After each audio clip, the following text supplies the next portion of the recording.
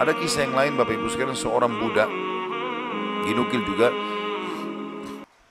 dia sangat soleh. Karena solehnya waktu lagi diperjualkan, belikan di pasar, maka ada seseorang orang soleh juga kaya beli dia. Lihat ini orang kelihatannya soleh, ucapan-ucapannya selalu mengucapkan nama Allah. Diajak ke rumahnya orang soleh ini, orang kaya, lalu dikatakan, pilihlah tempat yang kau mau. Ada banyak budak-budaknya yang bekerja, pilih yang kamu mau. Dia tunjuk tempat yang paling pojok dan sudah agak rusak. Dia bilang ini saja. Kata tuannya, kenapa kau pilih tempat ini? Dia bilang karena tempat ini akan menjadi indah kalau digunakan berhubungan dengan sang raja, Allah subhanahu wa ta'ala. Kata tuannya, baiklah terserah, diperbaiki sama dia. Kemudian dia mulai ibadah. Tuannya satu malam merasa gelisah, dia tidak bisa bergerak, ya, tidur maksudnya. Maka dia bilang, saya keluar, saya kontrol rumah, saya lewat di rumahnya atau di ruangannya budak gitu. Saya lihat atap rumahnya seperti terbuka dan ada cahaya yang masuk ke dalam. Malam hari, zaman dulu tidak ada penerangan lampu kayak kita. Maka dia bilang, saya intip di celah-celah dinding ruangan tersebut, saya temukan orang itu sedang sujud kepada Allah dan cahaya sedang turun di atas kepalanya. Maka saya dengarkan doanya dari malam sampai pagi. Dan selalu dia ucapkan, setiap dia minta hajat, lalu dia mengatakan, ya Allah, penutupan doanya, sesungguhnya kalau bukan karena haknya Tuanku sekarang ini, yang aku harus berikan, maka aku akan habiskan seluruh umurku ibadah kepadamu. Maka ini orang sampai menjelang subuh baru dia tinggalkan. Setelah didengarkan doa-doa yang indah dari budak ini, kemudian dia pulang ke rumah, ke kamar tidurnya. Istrinya tanya, kemana saja? Dia bilang ceritanya seperti ini. Istrinya awalnya tidak percaya. Dia bilang, baik, besok malam kita sama-sama ke sana. Besok malam diajak istrinya, dilihat terjadi hal yang sama. Cahaya yang terang, orangnya lagi sujud, dia ucapkan kalimat-kalimat doa yang mulia sama. Akhirnya mereka sepakat suami istri, kita bebasin aja budak ini. Ketuk pintunya menjelang subuh, kami sudah dengarkan doamu semalam, kami bebaskan kamu.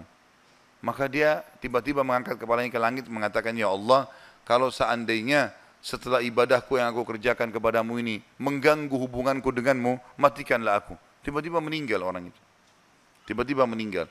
Tapi di sini saksi bahasan adalah bagaimana kedekatan seorang budak pun posisinya, dia seseorang yang sangat miskin, susah diperjualbelikan, tapi kedekatannya dengan Allah tidak mengganggu pekerjaannya, dan itu tidak penting bagi Allah subhanahu wa ta'ala. Seseorang harus tahu masalah ini.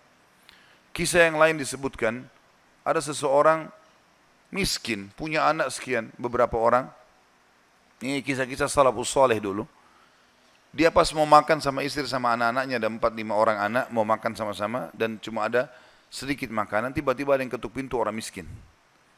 Dia bilang begitu mau dihidangkan makan, mau makan, ada yang ketuk pintu. Saya suruh istri saya buka, dibuka pintu, ternyata ada orang miskin yang minta. Mereka miskin, ada orang miskin lagi minta. Kami sudah sekian hari nggak makan, berikanlah makanan. Istrinya tanya dia, kasih makanan. Dikasih makanan semuanya, karena kalau dibagi dua juga nggak cukup. Orang itu juga punya anak banyak. Dia sama istrinya orang mukmin. Perjalanan waktu beberapa saat setelah kalau kita mungkin berapa jam, kelaparan semuanya. Anak-anak lapar, dia lapar, istrinya lapar. Tengah malam nih, ya kalau kita sekarang di awal malam jam 12 malam gitu. Istrinya bilang, bagaimana? Anak-anak menangis semua kelaparan, kita juga kelaparan semua. Dia bilang, baiklah, saya akan keluar, saya akan cari rezeki Allah, nanti Allah akan kasih nanti. Dia bilang, orang ini cerita, dia bilang, saya keluar dari rumah, saya pergi ke masjid dekat rumah. Kemudian saya sholat malam, sambil berdoa kepada Allah, dan kalimatnya, saking manjanya sama Allah mengatakan, ya Allah, sesungguhnya engkau tahu, kalau saya dan istri saya dan anak-anak saya kelaparan malam ini. Jadi bahasanya semua dirincikan, minta kepada Allah pada hal-hal yang kecil pun, minta makanan kepada Allah. Saya malam ini lapar ya Allah, berikanlah makanan. Gitu kan? Dikatakan dalam kisah ini, ada seorang amir bisa kita katakan raja atau gubernur wilayah itu, sudah seminggu gelisah, mau bertobat kepada Allah. Sudah seminggu gelisah mau bertobat kepada Allah. Maka dia pun gelisah. Amir ini malam itu dia nggak bisa tidur. Dia keluar, dia ambil makanan terbaiknya, harta terbaiknya dari emas berkantong-kantong dibawa sama dia. Dia bilang, ya Allah, sebagai bentuk taubatku kepadamu, maka aku akan membagikan ini kepada orang yang membutuhkannya malam ini.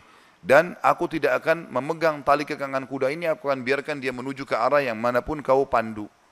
Maka kudanya pun jalan, hanya masuk ke dalam masjid yang ada orang susah tadi. Ini kisah nyata. Pada saat masuk dia bilang, Amir ini bilang, saya tidak tahu kenapa kuda saya ke sini, tapi ini rumahnya Allah. pasti ada sesuatu. Dia bilang saya turun dari kuda, saya masuk, saya temukan orang itu lagi berdoa. Dan doanya minta makanan. Maka saya pun berkata kepada orang tersebut setelah dia salam, saya sudah dengarkan doamu, dan saya salah satu hamba Allah, dia bilang, dan saya pemimpin amir ya, wilayah ini, saya niat taubat dan saya ingin memberikan ini, maka saya berikan kepadamu. Ambillah harta ini, uang ini cukup untuk dia menjadi orang kaya karena banyak sekali, dan makanan juga sudah cukup. Dan dia bilang, amir ini bilang, pemimpin ini bilang, kalau seandainya kau butuh apa-apa datang ke istana saya saja.